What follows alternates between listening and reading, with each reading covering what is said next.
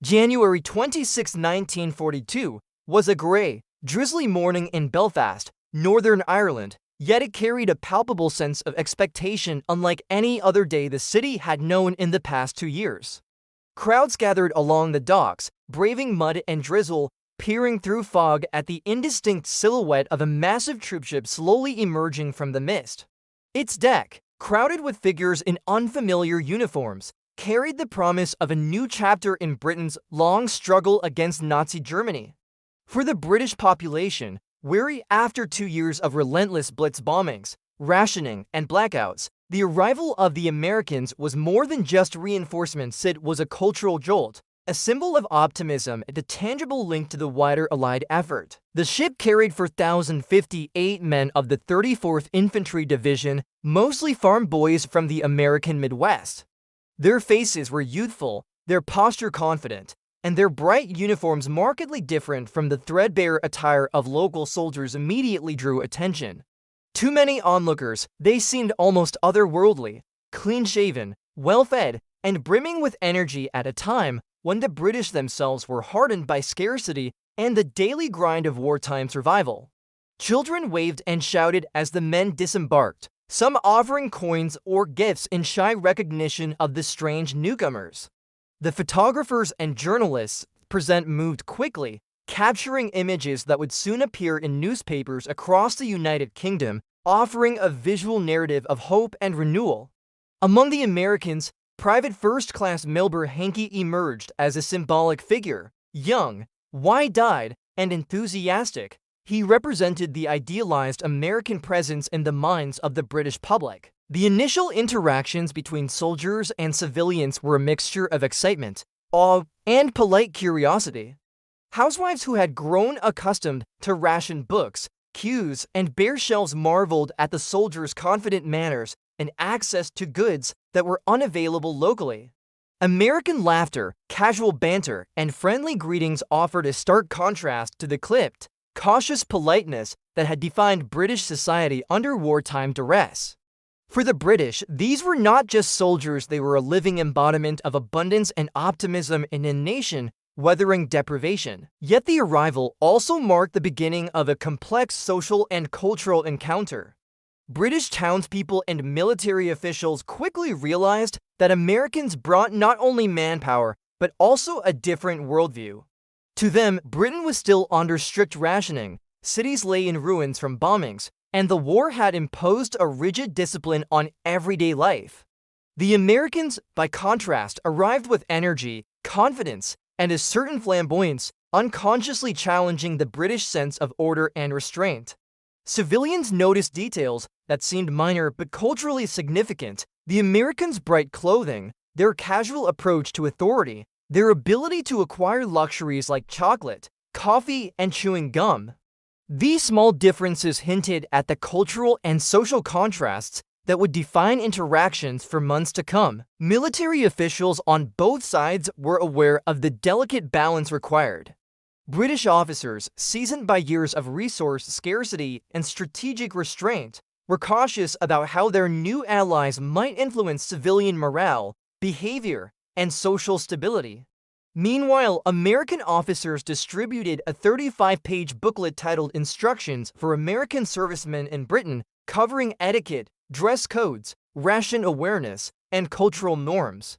The goal was to prevent misunderstandings, yet the very need for such a guide revealed how foreign and unfamiliar Britain seemed to the incoming troops. For the citizens of Belfast, the arrival of the Americans was both exhilarating and unsettling.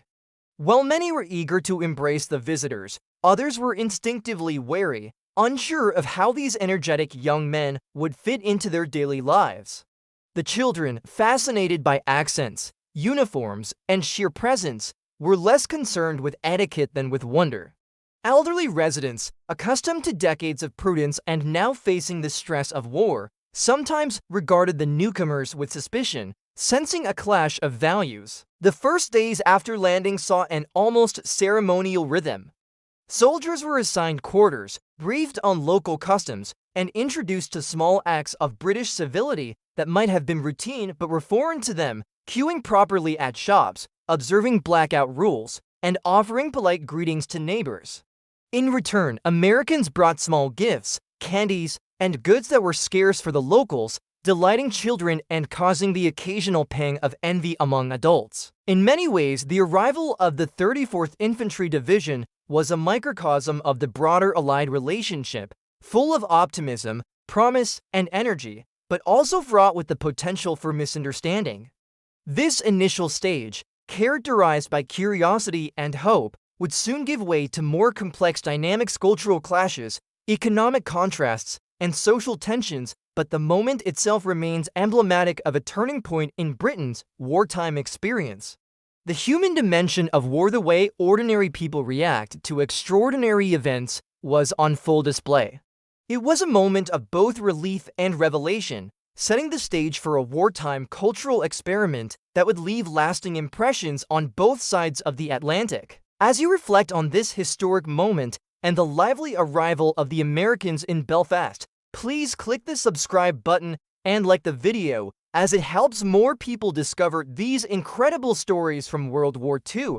The story of human resilience, curiosity, and adaptation is one that deserves to reach audiences far and wide, ensuring that these lessons from history are remembered. The optimism and curiosity that greeted the American troops in Belfast quickly evolved into a more nuanced and sometimes tense series of interactions as both sides began to navigate the unfamiliar terrain of cultural differences. What had initially seemed like an effortless integration of allies soon revealed itself as a delicate dance of manners, expectations, and social norms. For the British, long accustomed to wartime austerity, the Americans' presence was a vivid reminder of what life could be like beyond rationing, air raids, and blackouts. Yet this novelty also carried a heavy burden of misunderstanding. American soldiers, many of them teenagers or young men in their early 20s, arrived with a confidence shaped by a different wartime experience. Unlike their British counterparts, they had grown up in a nation that had yet to experience full-scale invasion and where life, though affected by the Great Depression, had retained a sense of abundance and opportunity. Their casual approach to authority, cheerfulness in the face of uncertainty, and apparent ease in social interactions often struck British officers and civilians as brash or even presumptuous. Meanwhile, the Americans themselves were bewildered by British customs, which they found overly formal, sometimes cryptic, and frustratingly slow to explain. The U.S. Army had anticipated some of these issues and issued a booklet titled Instructions for American Servicemen in Britain. Its 35 pages detailed proper behavior, recommended attire, rules for interacting with civilians, and warnings about British sensitivities. Soldiers were instructed to maintain a respectful distance from local customs, observe rationing norms, and avoid making assumptions about local attitudes. In theory, this guide should have mitigated misunderstandings, but in practice, the differences ran far deeper than any manual could capture. One immediate source of friction was the difference in language and idioms. The British conversational style was often indirect and layered with politeness. A phrase like "I'm not sure that's quite right" could be a gentle refusal, a subtle disagreement, or simply a neutral observation. Nuances the Americans frequently misread as agreement or even enthusiasm. Conversely, American directness, saying exactly what one meant without circumspection, was sometimes perceived as rude or aggressive. Officers on both sides remarked that it felt as though they were speaking to different languages, even when discussing seemingly straightforward matters like logistics or morale. Weather, too, became a point of cultural adjustment. Americans from the Midwest or South were often unaccustomed to the damp, gray, and often freezing conditions of a British winter. Heavy coats, layered clothing, and the ever-present rain created challenges for soldiers whose training had emphasized mobility and light gear.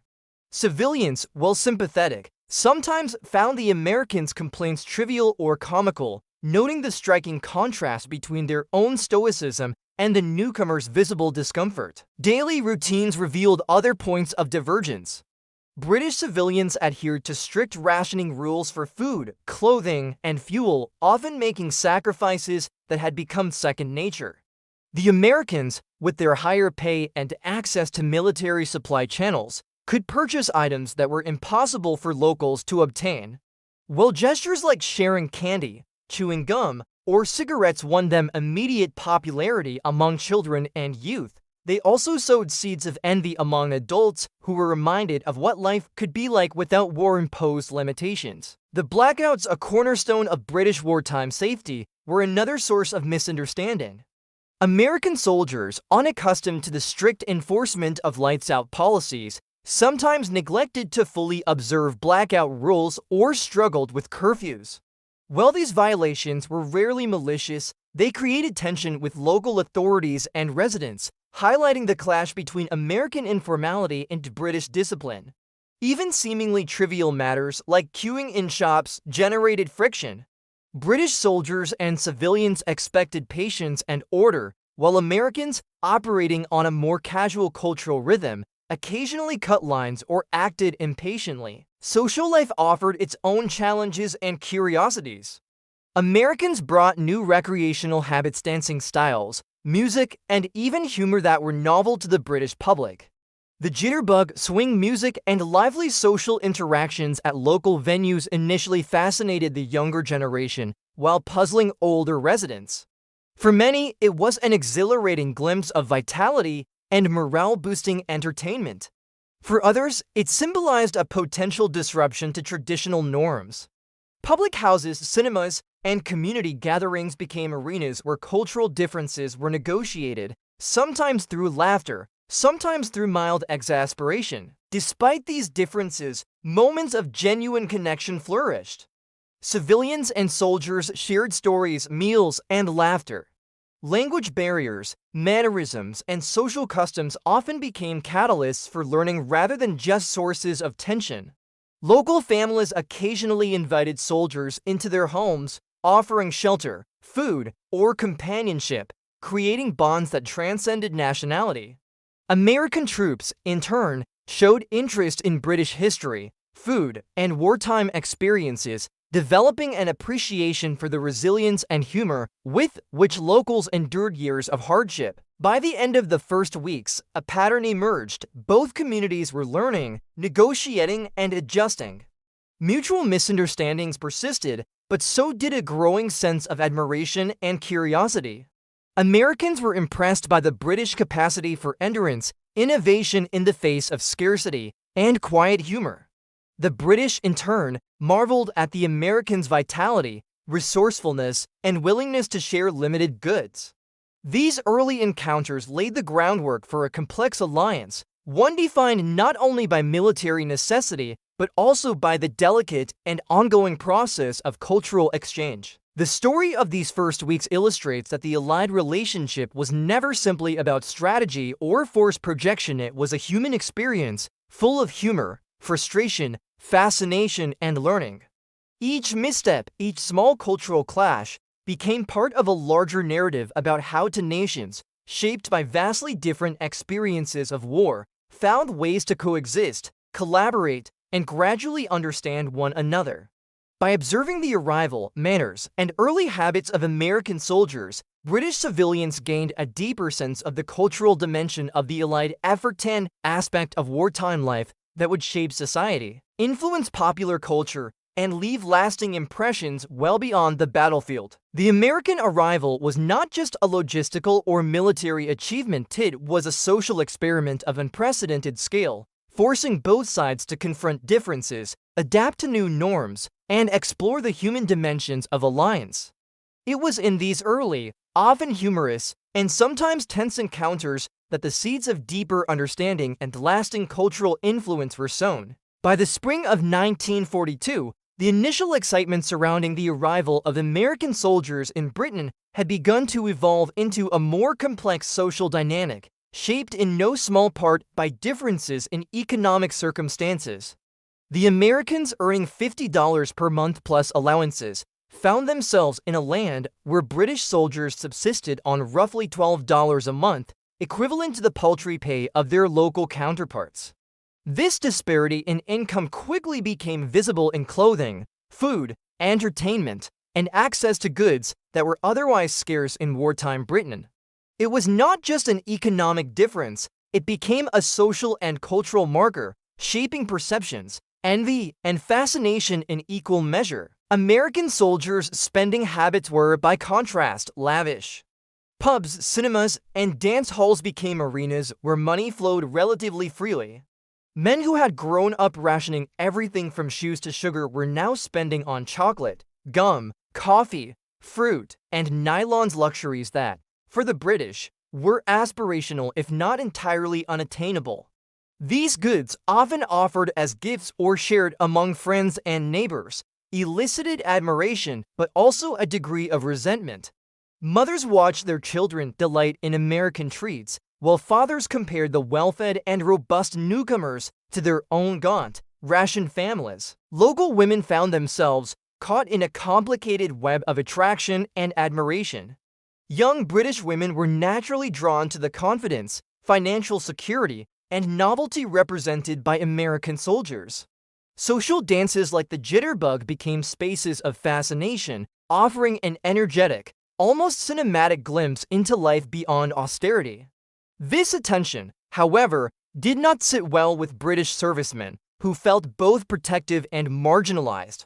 Tensions began to mount in pubs, local events, and even workplaces, where Americans' presence disrupted established social hierarchies and introduced subtle competition. Yet, the economic differences were not merely about individual spending power, they highlighted broader disparities in access to essential goods. American soldiers arrived with well-made uniforms, durable boots, and warm coats, while British soldiers often made do with patchwork clothing, worn leather, and the strictures of rationing. Civilians noted the contrast with mixed emotions, admiration, envy, and sometimes a quiet frustration at the apparent inequality. Campaigns such as Make Do and Mend had encouraged resourcefulness, ingenuity, and patience, values that were suddenly juxtaposed with American ease and abundance. These disparities also exposed underlying social tensions. While Americans were eager to integrate and share their resources, their visibility and relative wealth inevitably drew attention. Children clamored for chewing gum, candy, and other small gifts, while adults observed the quiet but growing differences in comfort and opportunity. Local media occasionally highlighted these contrasts, offering both light-hearted commentary and subtle social critique. Headlines described soldiers overpaid and overhere, capturing the dual mixture of admiration and envy that characterized public sentiment. Not all reactions were negative, however. Many civilians appreciated the Americans' willingness to participate in local life, share scarce resources, and provide entertainment and support. Soldiers contributed to morale by organizing sporting events, dances, and community gatherings. Their presence brought energy and optimism to communities exhausted by years of war. Yet, the very generosity that won them favor also reinforced the perception of disparity, creating a social balancing act in which every gift, every treat, every display of abundance had multiple interpretations. For British officers, this period required careful navigation. Maintaining morale among British troops, who were not only underpaid but also enduring the rigors of long-term combat and rationing, was challenging.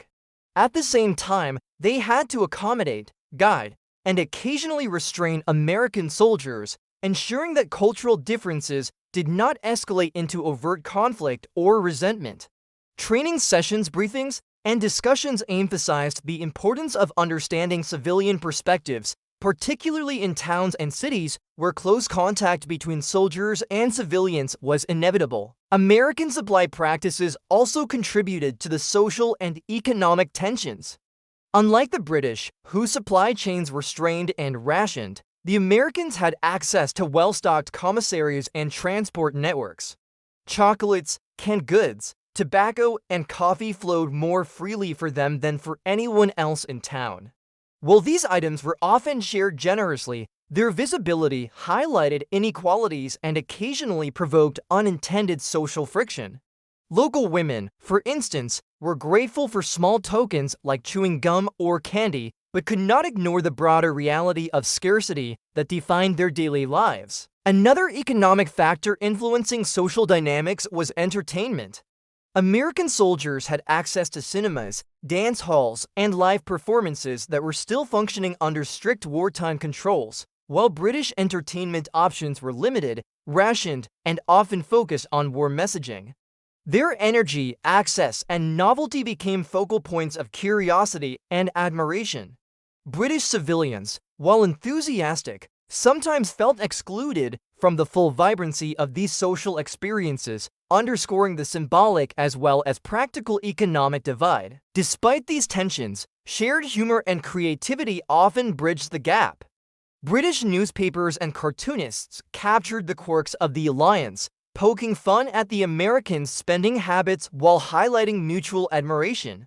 The phrase overpaid, oversexed, and overhere gradually entered common parlance, summarizing complex social dynamics in a concise, humorous form.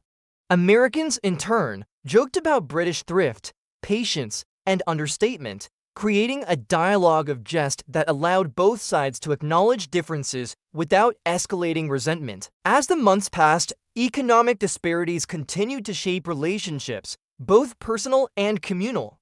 British families adapted to the presence of wealthier allies, sometimes embracing the novelty, sometimes negotiating feelings of jealousy or exclusion. Young women navigated the attention of well-paid and confident soldiers while balancing expectations of family, community, and wartime propriety. Civilians learned to admire the Americans' vitality and generosity while remaining grounded in the realities of austerity and rationing. The human dimension of these economic contrasts cannot be overstated. For Americans, daily life in Britain offered lessons in resilience, ingenuity, and adaptation. For the British, the encounter revealed a world of abundance, leisure, and social energy largely absent since the start of the war. Both sides were changed by these interactions through admiration, envy, humor, and mutual adjustment.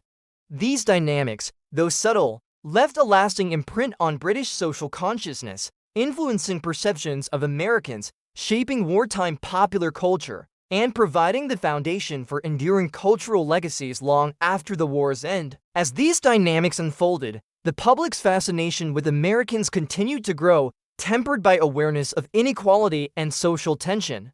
The stage was being set for the next phase of interaction, romance, rivalry, and the cultural legacies that would define an entire generation.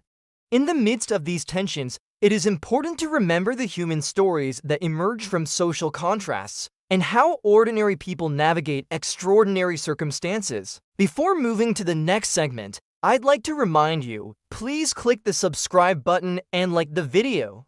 Supporting the channel ensures that these nuanced, fascinating stories of history beyond battles and strategies reach more people who want to understand the human side of World War II.